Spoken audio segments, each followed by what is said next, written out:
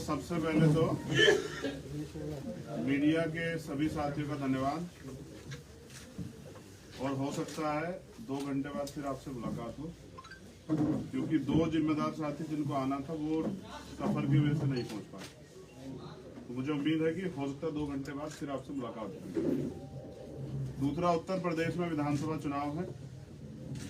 अब से 2 दिन पहले मेरठ में हमने एक गठबंधन का ऐलान किया था, और जैसे वो गठबंधन की सूचना आगे बढ़ी तो बाकी साथियों को भी ये विश्वास हुआ कि अब सामाजिक न्याय का जो मोर्चा बना है उस मोर्चे में हम लोग भी शामिल होके और अपने साथियों के साथ खड़े होके इस आंदोलन को आगे बढ़ा सकते। और आज सामाजिक परिवर्तन मोर्चा जो है, इस नाम से अपने सभी साथियों को साथ लेके हमने ये गठबंधन बनाया है।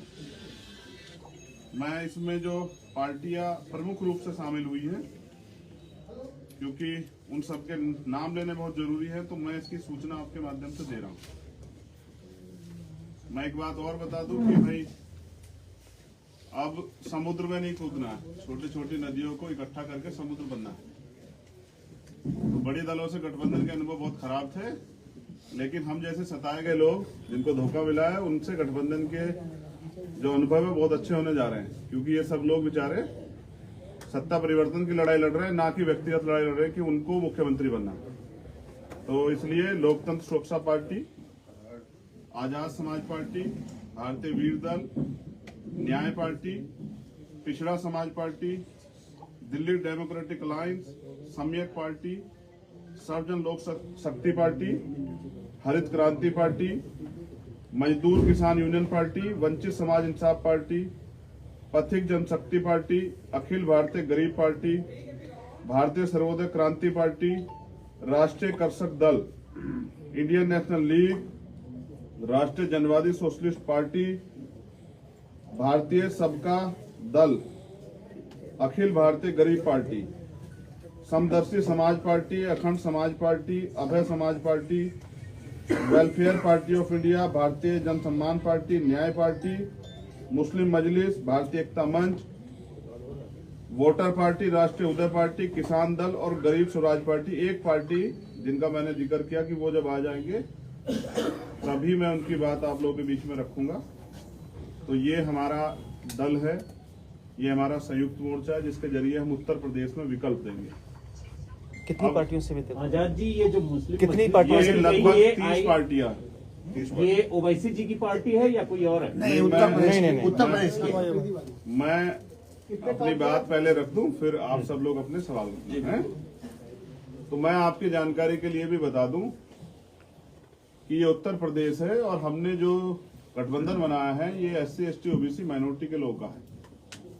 और इस गठबंधन का ये सब लोग वो लोग हैं जिनको नजरअंदाज तो किया गया, लेकिन इन्होंने जमीन पे काम किया है। जैसे बाबूराम पाल जी हमारे साथ हैं, ये भागीदारी संकल्प मोर्चा में थे, ये भी जो है आज हमारे साथ है। मैं किस कारणों से हैं वो बाबूराम पाल जी अपने आप बता देंगे। और हमारे साथ राजकुमार सैनी जी हैं, पूर्व MP, और बघेल साहब हैं, और तमाम जो लोग हैं। क्योंकि मैं ज्यादा अब तो साथ में रहेंगे, हम लोग पूरा उत्तर प्रदेश घूमेंगे, इनकी सीटों पे जहां जहां लड़ेंगे वहां जाके इनको चुनाव लड़ाएंगे, और ये सब लोग मिलकर भी मुझे गोरखपुर लड़ाने आएंगे। गोरखपुर की तैयारी पूरी हो गई है। गोरखपुर में आज हमारी शाम में वर्चुअल मीटिंग है, जितने सारे बूथ हैं अगले 3 दिन में बूथ कमेटी आ जाएंगी पूरी तैयार होकर। तो वर्चुअल मीटिंग है, और मैं इसी हफ्ते में, जो नया हफ्ता शुरू होगा उसी हफ्ते में गोरखपुर कूच करूंगा। तो जैसा मैंने आपको बताया कि भाई जनता को वोट देनी है और जनता को विकल्प की जरूरत। जो पुराने दल में आप सभी की बात करूंगा, जो पुरानी पार्टी है वो सब सत्ता में रही और जनता ने उनको इसलिए बदला क्योंकि वो बुनियादी काम नहीं कर पाई। जनता ने 5 साल के बाद ये महसूस किया कि भाई इन्होंने तो हमें ठगा है, अब इनकी जरूरत हमें नहीं है। तो दूसरी बात जो अति महत्वपूर्ण है कि हमने जो मैनिफेस्टो बनाया है, तो इन साथियों के आने के बाद उसमें भी कुछ थोड़ा परिवर्तन करना पड़ेगा, क्योंकि इनके क्षेत्रों के मुद्दे भी उसमें जोड़ने पड़ेंगे। जैसे अनुदेशकों को नियमित करना पड़ेगा, क्योंकि वो लंबे समय से इसकी मांग कर रहे हैं और हम इस मांग का समर्थन करते हैं। जैसे सफाई कर्मचारियों को ठेकेदारी सुविधा से निकाल के नियमित करना पड़ेगा, जिससे वो भी आगे बढ़ सके। और आज ही मैंने महसूस किया, और ये मुझे कम से कम 500 बच्चों का मैसेज आया कि आप भैया नौजवान हैं, युवाओं को, बेरोजगार युवाओं की परेशानी समझते हैं। हम पेपर देने आए हैं यहाँ 4-4, 5-5 जिले छोड़ के, और कभी पेपर लीक हो जाता है, कभी किसी कागज की वजह से नहीं घुसने देते, कभी और समस्या है। तो हमने तय किया है कि आजाद समाज पार्टी के साथ जो संयुक्त गठबंधन ये बना है, हमें जब हमारी सरकार बनेगी तो हम पेपर की व्यवस्था एक जिले से दूसरे जिले में करेंगे, ना कि 10 जिले छोड़ के, जिससे युवाओं पे ये बोझ ना पड़े। और जैसे हमने पहले बताया कि टोल फ्री करेंगे, क्योंकि हम सेस भी देते हैं और रोड टैक्स भी देते हैं। उसके बाद अगर हम ये टोल टैक्स भी देंगे तो इससे गरीबों को बड़ी परेशानी होती है। दो भी अगर फास्टैग ना हो तो दुगने पैसे दो, और अगर आप एक बार पूछ लोगे तो मारपीट हो जाएगी। ये उत्तर प्रदेश का शासन है। तो मैं समझता हूं सबसे ज्यादा जरूरी हमने जो मांग रखी है, हमारे सभी साथियों की मांग थी, क्योंकि मुद्दा आधारित जो है ये गठबंधन है कि सबके लिए समान शिक्षा, चाहे वो टेक्निकल हो, चाहे वो प्रोफेशनल हो, और चाहे वो एकेडमिक हो, चाहे वो किसी जाति वर्ग के लोग हों, सबके लिए बच्चों के, जिससे कि पैसे कमी के कारण किसी गरीब के सपने ना कुछ ले जाए, उसको भी आगे बढ़ने का अधिकार मिले। और सबके लिए फ्री हेल्थ जब नेताओं को मिल सकती है, जब अधिकारियों को मिल सकती है, तो आम आदमी को भी, क्योंकि जब कोई अपना खोता है तब उसको एहसास होता है हमने तो खोया है। तो कोई व्यक्ति अपने पिता को, बहन को, माँ को, अपनी पत्नी को, अपने बच्चे को इसलिए ना खो दे कि उसकी जेब में इलाज के लिए पैसे ना हो। तो बुनियादी काम इन चीजों पे करना है, जिससे आज भी लोकतंत्र के 71-72 साल भी आम जनमानस अछूता है। और अगर वो नेताओं को के घोषणा पत्र के बाद 5 साल बाद उनसे पूछे तो नेता कहता है कि जा दोबारा वोट मत देना। तो मैं समझता हूँ इस तरह की डेमोक्रेसी, जहाँ जनता वोट देने के बाद ठगा महसूस करे, ये पूरे देश में भी चल रही है, उत्तर प्रदेश में। इसके खिलाफ ही हमारा ये आंदोलन है।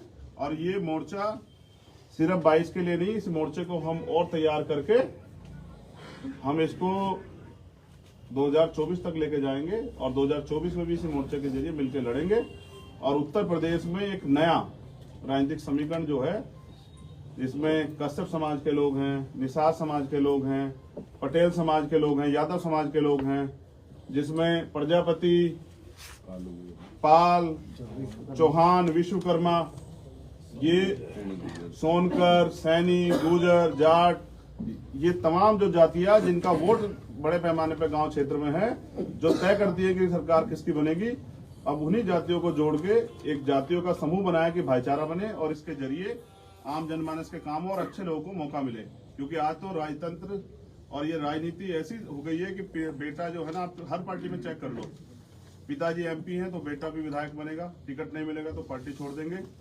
और एक पीढ़ी दर पीढ़ी चली आ रही। तो नए लोग जो काम करना चाहते हैं, जिनके अंदर दृढ़ संकल्प है, इच्छा शक्ति है परिवर्तन करने की और एकता बनाने की, उनको मौका कैसे मिलेगा।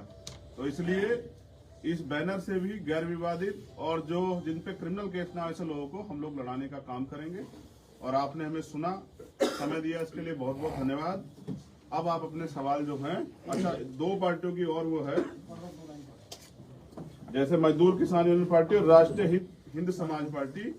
तो मैं अपने गठबंधन के साथियों को भी विश्वास दिलाता हूं कि आपके मान सम्मान का और आपकी जो हिस्सेदारी है उसका पूरा ख्याल रखा जाएगा। आपको इसमें निराश होने की जरूरत नहीं पड़ेगी। एक और साथी ओम प्रकाश चौहान जी, जनवादी पार्टी सोशलिस्ट, वो भी इस दल में, इस गठबंधन में शामिल हुए। धन्यवाद। चंद्रशेखर भाई, वामन देव मौर्य जी जो कॉन्सेप्ट की, उन्होंने कहा था कि आपका फोन उनके पास आ रहा है, जो गठबंधन बना है, ओवैसी साहब, कुशवाहा साहब और उनका, आप उनको अप्रोच कर रही है। उन्होंने भारी प्रेस कॉन्फ्रेंस में आपके बारे में कहा। देखिए, मैं समझता हूँ सबको लोकतांत्रिक अधिकार है। मेरे जो स्थापित दल हैं और जो स्थापित नेतृत्व है, उनसे गठबंधन के जो अनुभव है बहुत अच्छे नहीं रहे, और उनको गठबंधन के लिए मुबारकबाद, वो भी लड़े। और इस जनता को ये तय करना है कि जो चुनाव के बाद दिखेंगे भी, जो उनके साथ जाना है वो सभी दल के लोग हैं, या उनके साथ जाना जो 5 साल भी सड़कों पर खड़े थे। मैं आपकी जानकारी के लिए बताता हूँ, आप बहुत अच्छे पत्रकार हैं, और मैं समझता हूँ कि हमेशा इस बात को उठाते रहे। 69,000 शिक्षक भर्ती में घोटाला हुआ, मुख्यमंत्री ने एक्सेप्ट किया। सतीश द्विवेदी जी पे मुकदमा दर्ज होना चाहिए था, शिक्षा मंत्री पे, वो जेल होने चाहिए थे, जबकि उनको जेल ना भेजने की बजाय उनको आज भी स्थापित रखा गया। तो इससे स्पष्ट होता है कि जो पिछली सरकार है, जो सामाजिक न्याय की बात करती है या कानून व्यवस्था की बात करती है, वो झूठी है, निकम्मी है। और मुख्यमंत्री इतने कमजोर हैं, जो अपना मुख्य सचिव जो है वो खुद नहीं तय कर पाए, आप समझिए कि वो कितने ताकतवर मुख्यमंत्री, कमजोर मुख्यमंत्री बस अहंकारी है, तानाशाही है। जनता गोरखपुर की उनको जवाब देगी। कितनी सीटों पर आप चुनाव लड़ेंगे? हमारा मोर्चा 403 सीटों पे चुनाव लड़ेगा और जैसा मैंने कहा, जो ऐसे साथी हैं जिनकी वो हम चाहते हैं उस समाज की आवाज जाए सदन में, ऐसे साथियों के खिलाफ हम प्रत्याशी लड़ाएंगे। उनकी घोषणा मैंने 4 दिन पहले कर दी। चंद्रशेखर जी, असद ओवैसी भी कई सारे छोटे छोटे दलों को मिलाकर चुनाव लड़ने की तैयारी कर रहे हैं, उम्मीद की जाए आप उनके साथ जा सकते हैं? देखिए, मैंने कहा कि स्थापित दलों से मेरे अनुभव बड़े खराब रहे हैं, तो मैं अब जिन लोगों को नकार दिया गया उन्हीं लोगों को लेकर आगे बढ़ना चाहता हूं, क्योंकि अब ये लड़ाई आत्मसम्मान की और हमें अपने पैरों पे खड़ा होना है। तो ओवैसी का दल उसमें आता है कि नहीं? बैसाखियों का सहारा लेना अब छोड़ दिया है, तय कर लिया कि बैसाखियों के सहारे नहीं चलेंगे, अपनी मेहनत के भरोसे चलेंगे। आप भी जानते हैं कि हमने पिछले 5 साल काम किया। एक व्यक्ति आप बता दो जिसने हमारे मुकाबले काम, बस आप मुझे इसलिए नकार सकते हैं कि ना मेरे पिताजी मुख्यमंत्री हैं, ना मेरी बुआ मुख्यमंत्री है, ना ही कोई मेरा रिश्तेदार जो है राजनीति में बड़े उच्च पद पे है। अदरवाइज अगर आप ये तय करें कि लीडर कैसा होना चाहिए, काम कैसा होना चाहिए, संघर्ष कैसा होना चाहिए, तो 5 साल में आप मुझे नहीं नकार पाओ, क्योंकि 2.5 साल मैंने जेल काटी है और मेरा व्यक्तिगत लड़ाई नहीं थी, सिर्फ बहुजन समाज के हितों की रक्षा की लड़ाई थी। और जब जहां जिसको मेरी जरूरत थी मैं वहां खड़ा हुआ। चंद्रशेखर जी खुद को सीएम कैंडिडेट घोषित करेंगे? देखिए, ये बैसाखी का मतलब किस पार्टी से? आपके मोर्चे से कोई घोषित होगा सीएम कैंडिडेट? ये जो है गठबंधन के जो हमारा शीर्ष नेतृत्व वो तय करेगा। हमने एक पूरा कमेटी बनाई है। मेरे बाद जब आपके सवाल हो जाएंगे तो उसको निर्णायक रूप में हमारे जो गठबंधन के सहयोगी साथी हैं, हमारे सीधे साथी, वो रखेंगे। इस गठबंधन का क्या नाम है और कितनी पार्टियां हैं अब तक? अभी तक 35 पार्टियां हैं और सामाजिक परिवर्तन मोर्चा इस गठबंधन का नाम है, क्योंकि सत्ता तो सबको मिली है, लेकिन आज भी इस देश में गैर बराबरी नहीं खत्म हुई। आज भी यहाँ जाति, धर्म और पैसा, पावर देख के सम्मान मिलता है। मेहनत कश काम करने वाली कौम जो है, या मेहनती जो लोग हैं, हाथ के दस्तकार जो लोग हैं, उनको सिर्फ नकार दिया जाता है इस वजह से क्योंकि उनके पास पैसा, पावर नहीं। तो अब इसको बदलना पड़ेगा। ऐसी भ्रष्ट राजनीति में हम लोग काम नहीं करना चाहते और ये परिवर्तन का समय है। 21वीं सदी डॉक्टर अम्बेडकर कह गए थे कि वो हमारी है, इस देश के ताकतवर होने के समय। बीजेपी ने इस देश को आर्थिक रूप से, सामाजिक रूप से, राजनीतिक रूप से और बांटने का काम किया है, इसलिए उनके खिलाफ ये मोर्चा विकल्प बनेगा। और मेरा विश्वास है कि अगले 4 से 5 दिन में जब हम जमीन पर उतरेंगे तो आपको परिवर्तन देखने को मिलेगा, क्योंकि वोट जनता को देनी। आप गोरखपुर में सीएम योगी के खिलाफ चुनाव लड़ रहे हैं, सपा ने भी अपना प्रत्याशी उतारा है, आप बीजेपी को हराने और उनको हराने की बात करते हैं, तो ये कैसा समीकरण गोरखपुर की सीट पर? तो मुझे बस आप बस मात्र इतना बता दीजिए कि उत्तर प्रदेश के जो वर्तमान मुख्यमंत्री हैं वो बीजेपी के सबसे ताकतवर नेता है, तो विपक्ष ने सबसे ताकतवर नेता कौन सा उतारा है उनके खिलाफ? मैं तो चाहता हूं, मैं तो सम्मान करता हूं अखिलेश जी का, बड़े भाई हैं, मैं सम्मान करता हूं, बहन जी का भी सम्मान करता हूं। उनमें से कोई हिम्मत दिखाए वहां जाकर उनके खिलाफ लड़े, और अगर नहीं लड़ सकते हैं तो उनको वॉकआउट देने का काम ना करें। तो फिर भी मैं उनका धन्यवाद करता हूं कि वो अपने प्रत्याशी को उतारें और हम जनता के भरोसे जाएंगे और हम लड़ेंगे। अगर प्रत्याशी उतारते हैं तो आप बैठ जाएंगे? अगर वो प्रत्याशी उतारते हैं, देखिए, अगर वो अमिताभ ठाकुर साहब की तरह मुझे गिरफ्तार करेंगे तो मैं जेल से चुनाऊंगा। मेरे जेल के अनुभव बहुत अच्छे हैं, मैंने बहुत सीखा है। और अगर मुख्यमंत्री ये तानाशाही करने काम करेंगे, मैं जाऊंगा गोरखपुर तो मैं जेल से चुनाव लड़ूंगा। क्योंकि जब मैंने एक बार जेल से समर्थन किया था तो समाजवादी पार्टी और आरएलडी गठबंधन का एक प्रत्याशी कैराना से लोकसभा का उपचुनाव जीता था। मैं समझता हूं हमने काम किया है। अभी तक हमें अवसर नहीं मिला था चुनाव लड़ने का। जब हम चुनाव लड़े, पहला चुनाव बुलंदशहर उपचुनाव, तो हम 3 नंबर की पार्टी थे, समाजवादी आरएलडी गठबंधन 5वें नंबर पे था, कांग्रेस 4थे नंबर पे थी। बस इसलिए नकारा जा रहा है क्योंकि उनको पता है कि अगर ये व्यक्ति खड़ा होगा तो आप जो आज लुभावने वादे कर रहे हैं कल इनको पूरा नहीं करेंगे और ये जनता के बीच रहेगा, आपकी तरह जो है महलों में नहीं छिपेगा। तो फिर ये आपसे जवाब मांगेगा और जवाब वो देना नहीं चाहते। चंद्रशेखर जी, गोरखपुर कहा जा रहा है जी, क्या आप अखिलेश यादव जी के खिलाफ कोई प्रत्याशी उतारेंगे मैदान? नहीं, मैं चाहता हूं वो सदन में जाएं तो मैं उनके खिलाफ प्रत्याशी नहीं उतारूंगा और मैं गठबंधन के साथियों से अनुमति लूंगा कि उनके खिलाफ प्रत्याशी ना हो। चंद्रशेखर जी, गोरखपुर से अगर सपा अपना प्रत्याशी उतारता है योगी के खिलाफ तो आप बैठेंगे या लड़ेंगे? मैं बैठने का काम तो करता ही नहीं। पिछली बार हुआ क्या था, जब मैं प्रधानमंत्री के खिलाफ लड़ने गया माननीय काशीराम साहब को आदर्श मान के, तो बहन जी ने एक ट्वीट कर दिया था। मैं बहन जी का बहुत सम्मान करता हूं, लेकिन उनकी नीतियों के खिलाफ जिस तरह से उन्होंने बीजेपी को वॉकआउट दिया है उसका नुकसान बहुजन समाज को उठाना पड़ेगा। मैं आपके सवाल का जवाब देने से पहले ये स्पष्ट करूं कि ना मैं अखिलेश जी का बहुत सम्मान करता हूं, लेकिन आप ये सोचिए क्या अखिलेश जी को चुनाव के बाद कोई छू सकता है? ये बहन जी को छू सकता है? ना हम छूने देंगे।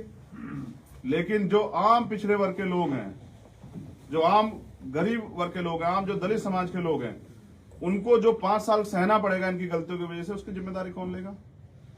उनके साथ जो अन्याय होगा, सरकार करेगी भर्ती में घोटाले और हक मांगने पे लाठियों से पीटेगी, तो उनकी जिम्मेदारी कौन लेगा?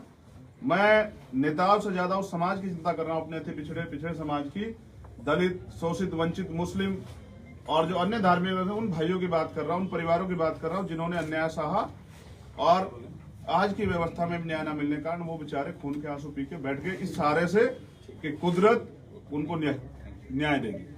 तो मैं समझता हूं कि ये बैठने का काम नहीं है, लड़ने काम है। क्या तो जो अपनी अपनी पार्टी के राष्ट्रीय अध्यक्ष क्या तो वहां लड़ने जाएं, और लड़ने जाएंगे तो फिर वो ये भी तय करें, जैसा मैंने कहा कि उनके पास उनके खिलाफ लड़ने के मुद्दे क्या हैं। मैंने तो 5 साल उनके पास, मेरे में इतना बड़ा चिट्ठा है, जब मैं जाके वहां जनता के सामने रखूं, मैंने कल भी कहा था कि जाति के कारण हो सकता है 2 जातियों के लोग मुझे वहां वोट ना करें, लेकिन बाकी शूद्र वर्ण के लोग मुझे वोट भी करेंगे और मुझे चाहेंगे भी कि मैं हरा के इनको जाऊं। और इतिहास गवाह है कि हमने पहले भी यहाँ इस देश में बड़े बड़े तानाशाहों को हारते देखा, और तानाशाह छोड़िए, वर्तमान प्रधानमंत्री, वर्तमान मुख्यमंत्री को भी हमने हार देखा। प्रधानमंत्री इंदिरा गांधी जी बिहारी एक क्रांतिकारी राजनारायण सिंह जी से, और अर्जुन सिंह जी हारे बाबू सुखलाल कुशवाहा जी से मध्य प्रदेश में। तो हमने तो बहुत बड़े बड़े लोगों को, और हमने कल भी अभी परसों बताया था कि 3 बार की मुख्यमंत्री, 15 साल की मुख्यमंत्री शीला दीक्षित जी हारी थी दिल्ली में। तो अगर आप ये सोच रहे हैं कि भाई मेरे पीछे बड़ा कोई टैग नहीं है इसलिए मैं नहीं जीतूंगा, तो ये आप गलतफहमी पाल रहे हैं। जब मैं आज लिख के दे रहा हूं कि सरकार आजाद समाज पार्टी के मोर्चे की बनेगी और मुख्यमंत्री आजाद समाज पार्टी के मोर्चे का बनेगा, आप ध्यान रखिए। चंद्रशेखर जी, एक सवाल ये है कि एक मोर्चा का कल अनाउंस हुआ और एक आज हो रहा है, तो कहीं इससे बीजेपी को फायदा तो नहीं होगा? देखिए मेरे प्यारे भाई, मैंने जितना प्रयास करना था किया था। अब मैं समझता हूं कि अगर इस तरह मैं वॉक ओवर देता रहूंगा सब लोगों को, तो ये भ्रष्ट लोग सरकारों में अगर आ भी जाएंगे तो जनता का भला नहीं करेंगे। आप उनसे पूछेगा, मैं अखिलेश जी का बहुत सम्मान करता हूं, पूछे कि 13 पॉइंट रोस्टर जो है वो किसने लागू किया था उत्तर प्रदेश में? क्या उनके पास जवाब है? क्या उनके पास जवाब है? प्रमोशन में रिजर्वेशन पे जो अन्याय हुआ था शेड्यूल कास्ट के अधिकारी कर्मचारियों के साथ, जो उनका डिमोशन हुआ और खून के आंसू उन्होंने रोए, क्या उनको इस पर तकलीफ है? मैं भैया का सम्मान करता हूं, लेकिन अपने लोगों को मरने के लिए नहीं छोड़ सकता, किसी कीमत पर नहीं छोड़ सकता, किसी के भरोसे नहीं छोड़ सकता, क्योंकि आज भी सरकार हमारे लोगों को राशन देके उनके शासन करने की क्षमता को छीनना चाहती है। तो यानी कि आज भी बुनियादी जरूरतें पूरी नहीं हुई। चंद्रशेखर जी आपने कहा था कि आप जब विधानसभा चुनाव में लड़ेंगे तो एक भी सवर्ण प्रत्याशी नहीं उतारेंगे चुनाव में। अभी उस फैसले पर कायम है या कुछ संशोधन हुआ? देखिए, मैं अपने आंदोलन पे जो माननीय काशीराम साहब ने तय किया, बहुजन हिताय बहुजन सुखाय पे कायम हूँ। यही लड़ाई तो मेरी भारतीय जनता पार्टी, उन्होंने वो बहुजन समाज पार्टी से थी, उन्होंने सारा जो कार्यभार है वो सतीश चंद्र मिश्रा जी को सौंप दिया। और सतीश चंद्र मिश्रा जी अगर इस लड़ाई को, सामाजिक न्याय की लड़ाई को आगे बढ़ाएंगे तो हमारे जैसे लोग क्या करेंगे? तो मैंने ये बताया कि हम अपने दल से नहीं लड़ाएंगे, अगर क्योंकि गठबंधन धर्म का सम्मान करना है। अगर हमारा कोई और साथी लड़ाएगा तो मैं विश्वास के साथ कहता हूं कि मेरी किसी जातिगत लड़ाई नहीं है। अब मैं उन लोगों के हाथ में सत्ता चाहता हूं जिन लोगों को, क्योंकि माननीय काशीराम साहब का जिनका दल होगा उनका बल होगा, और जिन पे बल होगा उनकी समस्याओं का हल होगा। तो जब हमारी समस्या का हल कोई दूसरा नहीं कर रहा है, जिन समस्याओं, जैसे जाति से हमें समस्या है, जाति के आधार पर हम तोड़े गए, आज जाति के आधार पर हम भाईचारा बना रहे हैं, जाति के आधार पर जो हमें हमारे साथ एट्रोसिटी होती है, शोषण होता है, जाति के आधार पर हमें अपमानित किया जाता है, तो इससे अगर किसी को समस्या है तो हमें, तो इसका निराकरण कौन करेगा? हम करेंगे। तो अगर गठबंधन धर्म निभाने के लिए गठबंधन के साथियों के साथ खड़ा होना पड़ा तो मैं उसका सम्मान करूंगा, क्योंकि मैं सभी का सम्मान करता हूँ, सभी धर्मों का, सभी जातियों का। लेकिन हमारा दल लाइन खींच के 85% बनाम 15 की लड़ाई लड़ेगा। ऐसे नहीं कहेंगे जैसे मंच से कह देते हैं कि लड़ाई, एक कहते हैं 80 और 20 की है और दूसरे कहते हैं 85 और 15 की। अखिलेश जी हाथ उठा के, मैं सम्मान करता हूं भैया का कि मैं 85% का नेता हूं। ये फरसा उठा के क्या बहुजनों के गले काटने की तैयारी है? ये नहीं चलेगा। बार-बार कह रहे हैं मैं सम्मान करता हूं भैया का, तो सम्मान करते हैं। गोरखपुर पे वोटर किसका वोट आपको सबसे ज्यादा मिलेगा? देखिए, मैंने कहा ना, जो अब ये एक चर्चा है कि बीजेपी के खिलाफ बहुत लोग हैं, मैं भी मानता हूं बीजेपी ने ऐसे काम किए, लेकिन बात यह है कि बीजेपी के खिलाफ जो लोग हैं, कहीं ऐसा तो नहीं कि किसी कारण से मुझसे, जैसे मैंने कहा, जाति बड़ा फैक्टर है, हो सकता है मुझे वोट देना ना पसंद करे, लेकिन वहां के जो काय समाज के लोग, जो जिनकी एक हिस्सेदारी हुआ करती थी, पंडित जो है वो लाल बहादुर शास्त्री जी हमारे प्रधानमंत्री रहे, आज वो समाज हासिब है। उनको जब मुख्य सचिव बनने की बारी आती है तो डेपुटेशन हो जाता दिल्ली से, मुख्यमंत्री को भी नहीं पता होता। तो मैं समझता हूं हमारे जो बनिए भाई, जो शूद्र वर्ण में आते हैं, जिनको जो बेचारे सताए गए, ये तमाम जो बड़ी बड़ी जातियां वहां, और फिर ये पूरा बहुजन समाज, दलित, पिछड़े, आदिवासी, माइनॉरिटी के लोग, ये लोग जिन्होंने मुझे लड़ते हुए देखा, वो मेरी मदद करेंगे। और वो माएं जिन्होंने इस सरकार का तांडव देखा, क्या ब्राह्मणों की हत्या नहीं हुई? उनकी भी हत्या हुई है। उनको नहीं पता कि कौन आदमी योगी जी को के साथ लड़ रहा था। तो मैं समझता हूं जो सामाजिक न्याय को मानता होगा और जो मानता होगा कि जाति योग्यता नहीं होती, वो मुझको वोट देगा। चंद्रशेखर भाई, आपने कम से कम 7 बार कहा कि अखिलेश भैया का मैं सम्मान करता हूँ, इसी पीसी में शायद 7वीं बार कहा है। तो मतलब कुछ सॉफ्ट कॉर्नर है, चुनाव के बाद आप फिर भैया के साथ हो सकते हैं, ऐसा इंडिकेशन दे रहे हैं कि दरवाजे अभी बंद नहीं हुए, दरवाजे अभी खुले हैं, थोड़ा सा बीच की रुकावट है। आप चाहते हैं मैं उनसे लड़ूं? मैं आपसे हाथ जोड़ रहा हूं, मेरी लड़ाई उनसे नहीं है। मैं तो पहले कह चुका, मुझसे ज्यादा स्वाभिमानी आदमी जो अपने स्वाभिमान को ताक पे रख के बीजेपी को हराने के लिए उनके पास गया था, और मेरे साथ और भी ठगे हुए लोग बैठे हुए हैं, वो सब लोग इस बात को जानते हैं, मैं अकेला नहीं हूँ। लेकिन मुझे अब उनसे कोई शिकायत नहीं। मैं तो उनके लिए उनकी दीर्घायु की मंगल कामनाएं करता हूँ। उनसे कहता हूँ वो अच्छी तरह लड़े, और सबको लड़ने का अधिकार है। लोकतंत्र इसकी खूबसूरती तो यही है ना। अब आप देखिए, मौर्य जी समाजवादी पार्टी में है और उनकी बेटी बीजेपी में। तो समझिए मैं क्या कह रहा हूँ आपको। लोकतंत्र की खूबसूरती है कि जिसका जहां दिल करे वो वहां जाके लड़े। तो हमारा दिल मिल गया है। ये जो हमारे साथ लोग बैठे हैं, देखो सब मुझसे उम्र में बड़े हैं, गजब की बात देखो आप, सब मुझसे बड़े हैं, लेकिन सबका हाथ जो है मेरे सर पे है, सबका आशीर्वाद मुझे है। तो मैं समझता हूँ जिनके पास इतनी माओ का, बहनों का और बुजुर्गों का और सामाजिक नेताओं का हाथ हो जिसके सर पे, वो हारेगा नहीं। और मैंने धोखा देना सीखा नहीं। आपने पिछली बार एक बात कही थी कि अगर अखिलेश यादव पब्लिक फोरम से ये कहें कि चंद्रशेखर मेरे छोटे भाई हैं, सामाजिक न्याय की लड़ाई में मेरे साथ आए और वो मुझे एक भी सीट ना दें तो मैं उनके साथ चला जाऊंगा। एक प्रेस कॉन्फ्रेंस में मैंने उनसे पूछा तो बोले कि मैं बोल तो रहा हूँ मेरे छोटे भाई आ जाएं मेरे साथ में। मैं आपको भी बोल रहा हूँ, आप भी मेरे छोटे भाई हैं, ये भी मेरा छोटा भाई है, ये मेरे चाचा है। नहीं, आपने कहा ये था मेरे इसी में एक सवाल मेरा भी है। आपने ओम प्रकाश राजभर को हमेशा बड़ा भाई माना है और ये भी कहा है कि जैसा वो कहेंगे वैसा हम करेंगे। तो आपने सामाजिक परिवर्तन मोर्चा बनाया था, क्या उनसे बात हुई आपकी? देखिए, जैसा पहले भाई ने सवाल पूछा, तो ऐसा ही मैं कह रहा हूँ, आप भी मेरे भाई हैं, ये भी मेरे चाचा हैं, ये भी मेरे भाई हैं। मैंने सम्मान की बात की थी, तंज की बात नहीं की थी। हाँ, उसी पॉजिटिव नोट पे उन्होंने कहा कि मैं कह रहा हूँ कि मेरे भाई यहाँ आए साथ में। मैं फिर कह रहा हूँ कि लड़ाई तो स्वाभिमान सम्मान की है, तो हम बीजेपी के खिलाफ भी लड़े। अगर वो एक बार फिर से बोल देते कि वो मेरे छोटे भाई आ जाए मेरे अब ये साथ तो ये खत्म कर लेंगे। सोचेगा गठबंधन के नेता जो आदेश करेंगे हम उसका सम्मान करेंगे। एक सवाल इधर से- लोकतांत्रिक, आपको पता है उन्होंने एक चीज क्या कही थी कि चंद्रशेखर ने किसी को फोन किया। हाँ, फोन आया, उसके बाद गठबंधन नहीं हो पाया, ये उनकी शब्द। हाँ, कि बात बन गई क्योंकि थी। हम लोकतांत्रिक हैं। आपने जिस फैसले के साथ हम आपके पास आए, जिस प्रस्ताव के साथ, और आप उससे ना के बराबर चले जाए। जैसे मैं आपको कहता हूँ कि आप जिस भी मीडिया में काम कर रहे हैं, आपको वहाँ 30,000 रुपए सैलरी मिल रही है, मैं आपको 50,000 रुपए दूंगा, और आप मेरे पास आ जाए और आप कहेंगे सर मैं आगे काम करने, और मैं आपसे कहूँ कि 2,000 रुपए दूंगा, करना है तो कर ले। तो शायद आपको भी ये ना के बराबर प्रस्ताव स्वीकार नहीं होगा। तो इसलिए मैंने वहाँ पूछा भीम आर्मी के जो हमारे नेता राष्ट्रीय कोर कमेटी के, आजाद समाज पार्टी के, कि अब ये प्रस्ताव चेंज हो गया है, अब आपका क्या आदेश है? तो उन्होंने मुझसे कहा कि फैसला आपका है। तो मैंने स्वाभिमान के साथ समझौता नहीं। तो मतलब उन्होंने आपके साथ छल किया, धोखा दिया। मैं तो कह चुका हूं। 50 सीटों की मांग की थी। आप मेरे जख्म कुरेद रहे हैं। आप उन्होंने आपको धोखा दिया ना, ये हम मतलब निकालें। मैं तो कह चुका हूँ। उन्होंने 2 सीटों का नाम भी लिया, गाजियाबाद और एक और सीट का नाम लिया, ऑफर किया था। उन्होंने ऑफर एक्सेप्ट नहीं किया, उनके पास एक कॉल आता है, उसके बाद उनका मूड चेंज हो जाता है। वो कॉल किसका था, क्या आप बता सकते हैं? तो कॉल भीम आर्मी के हमारे लीडरशिप का था, जिनको हमें बताना था, क्योंकि चंद्रशेखर तो सिर्फ आजाद समाज पार्टी भीम आर्मी का एक कार्यकर्ता, इस गठबंधन का भी एक सिपाही है। हम बहुत अहंकारी नहीं है भाई। एक प्राइमरी स्कूल के हेडमास्टर के बेटे अपनी हैसियत जानते हैं, और कहां से उठता है आप आइडिया नहीं लगा सकते। इस लखनऊ में मैं घूमा हूं पैदल पैदल, और यहाँ मैंने कल अपने साथियों को बताया कि शौचालय है, वहां मैं जब रैली में आता था ना बहुजन समाज पार्टी की, तो वहां मैं नहाने जाया करता। 10 रुपए में एक साबुन की टिक्की देते, कपड़े अपने लेके आता तो वहां नहाने जाता था। तो आज तो मेरी हैसियत मेरे समाज ने इतनी बनाई कि मुझे यहाँ रहने के लिए उन्होंने एक मकान भी दे दिया कि आप यहाँ रह लो। और मेरे गोरखपुर जाने से पहले उन्होंने मेरे लिए वहां मकान की व्यवस्था कर दी। तो मैं तो धन्यवाद करता हूँ समाज का। मैं फिर कह रहा हूँ कि उससे बड़ी बात मैंने उनको दोहरा के दी थी कि आप सह सम्मान बुलाओ ना, तो सिर्फ लड़ाई तो स्वाभिमान सम्मान की है ना। कल जब इलेक्शन में का रिजल्ट आ जाएगा फिर आपको कहाँ ढूंढेंगे बताइए ना। ये जनता जिसने 5 साल मार खाई है, जिसने महंगाई की मार झेली है, ये जनता आपको कहाँ मिलेगी? नहीं मिलेंगे नेताजी। मिलेगा तो चंद्रशेखर राज था कभी मोर्चा। किसी और साथी कोई सवाल हो कंक्लूड करवा देता हूँ एक बार। हमारी तरफ से बघेल साहब जो हैं, जो सीनियर नेता हैं हमारे, वो इसको कंक्लूड करेंगे और राजकुमार सैनी जी और बाबूराम पाल जी अब 1-1 मिनट के लिए अपनी बात रख के इसको कंक्लूड कर देंगे। तीनों हमारे सीनियर नेता, बाकी है तो सब लोग सीनियर नेता ही, लेकिन मैं इनसे आज्ञा चाहता हूं क्योंकि मीडिया के लोगों को भी जाना है और मुझे भी जो है ना पीठ दर्द से मैं परेशान हूँ, आप सब लोग जानते हैं।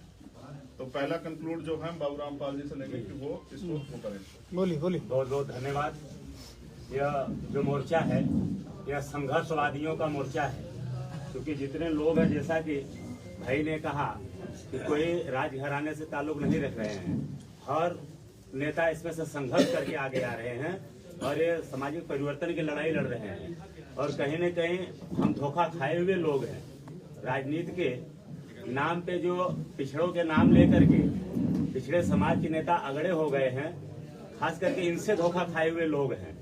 तो अब हम सभी गरीब पिछड़े वंचित शोषित समाज की लड़ाई, हम समाज के लोग, पिछड़े वंचित शोषित समाज के लोग, हम लोग अपनी लड़ाई हम लोग स्वयं लड़ेंगे, अपनी भागीदारी स्वयं लेंगे, अपनी मान सम्मान स्वयं बढ़ाएंगे, अपने माताओं बहनों की रक्षा हम स्वयं करेंगे। इसी सिद्धांत से हम सब भाई चंद्रशेखर जी के साथ मजबूती के साथ आज हम लगे हुए हैं। और हम तो एक कदम चंद्रशेखर भाई से निवेदन करते हुए आगे कहूंगा, भाई ने कहा कि मोर्चा 2024 के लोकसभा तक रहेगा, ये मैं कहना चाहूंगा अगले 27 के विधानसभा तक रह करके संकल्पबद्ध होकर के हम इस परिवर्तन मोर्चा की सरकार बनाने तक संकल्पित रहेंगे। बहुत बहुत धन्यवाद। सभी मीडिया बंधुओं को नमस्कार। पिछले 3 दिन पहले मेरठ के अंदर जो हमने 12 पार्टियों को मिलाकर के आज देखना, उस 12 पार्टियों का जो ऐवान था आज वो 35 पे चला गया। और ये लड़ाई हमारी कोई जातियों के नाम से नहीं है, ये वो वंचित और शोषित लोग हैं जिन लोगों को अभी तक हाशिए पर रखा गया, सिर्फ वोट बैंक के तौर पे यूज किया गया। अब ये वोट बैंक नहीं है, ये लोग अपना हक चाहते हैं और हक की लड़ाई है, मान की और सम्मान की लड़ाई है। इस लड़ाई में हम सब भाई चंद्रशेखर और हमारे साथ में चाहे ईश्वरदयाल जी और दूसरे चौहान जी, रामपाल जी और अपने महेंद्र यादव जी, सुलेमान साहब और हाँ मैं सबके नाम जानता हूँ। हमारे साथ में बैठे हैं साहब सिंह धनगर जी, अहमद सुलेमान जी और न्याय पार्टी के हमारे HP सिंह पांचाल जी, महेंद्र सिंह यादव जी किसान दल से और सुग्रम पाल कश्यप जी बैठे हैं हमारे साथ में, जो है ना इधर ईश्वरदयाल सेठ बैठे हैं, शत्रुघ्न निषाद जी बैठे हैं, अमर सिंह चौहान जी बैठे हैं और हमारे साथ में पीछे जो है ना 3-4 आदमी जितने भी है जो है सारे यहाँ पर बैठे हैं।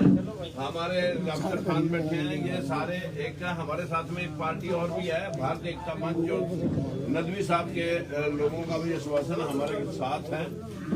हम सब सिर्फ एक मान और सम्मान और हकदारी की लड़ाई लड़ रहे हैं, इसमें कोई दो राय नहीं है कि हमारे कप्तान जो है ना इस बात चंद्रशेखर जी जब मुख्यमंत्री के सामने योगी जी के सामने जाएंगे, हम सब एक बार ये बता देंगे कि योगी जी आप तो योग करो, अब आप जो है ना समाज में इस काम के लिए नहीं, आप अपना योगाभ्यास के जरिए जो है ना समाज को दिशा दो, मठों में आप अब काम करो, अब हमारा जितना शोषण आपने करना था वो कर लिया। इस सब के लिए मैं आप सभी का धन्यवाद करता हूँ। और हमारे साथ में जो है ना सारे भाई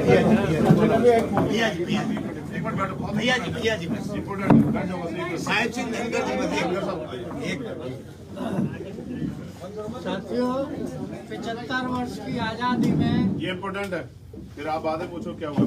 75 वर्ष की आज़ादी में इस देश में विद्यमान सभी धर्मों, वर्गों, जातियों, समुदायों के लोगों को उनकी जनसंख्या के अनुपात में शिक्षा, नौकरी, व्यापार, राजनीति किसी भी क्षेत्र में हिस्सेदारी नहीं मिली। उस हिस्सेदारी को दिलाने के लिए यह सामाजिक परिवर्तन मोर्चा बनाया गया है और इसके माध्यम से और भाई चंद्रशेखर आजाद जी की अगुवाई में उनको हक अधिकार दिलाने का काम ये सामाजिक परिवर्तन मोर्चा करेगा।